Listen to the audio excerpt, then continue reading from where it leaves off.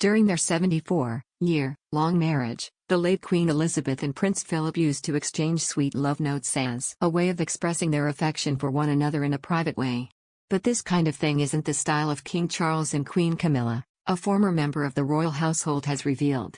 The love notes were a way for the reserved Queen and Philip to stay connected during their decades-long marriage, during which their royal duties would often have kept them apart with conflicting schedules.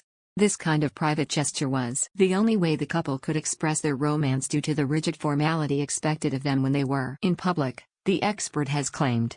Grant Harold, who worked for the royals for 7 years as a butler, explained on behalf of Slingo that in his view, the late Queen was a believer in romance, but because of her very public role as monarch and head of state, she wasn't able to let out her romantic side much, at least in public.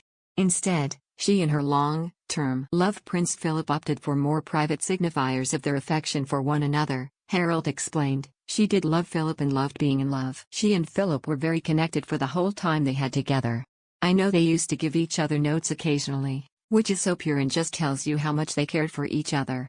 However, this kind of thing wasn't something that Harold witnessed during his tenure working at Highgrove House, Charlotte's long-time Gloucestershire residence. I never saw any love notes lying around, the former butler said, but the king is very traditional and old-fashioned. Harold also noted that the times have changed significantly since Queen Elizabeth took the throne, and even in the last couple of decades there is more public appetite to witness the royals being romantic or affectionate with each other, something that he believes didn't exist before. They didn't dare express themselves 20 years ago.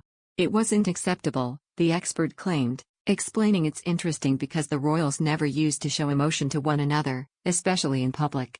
But now they do, and they talk about each other affectionately.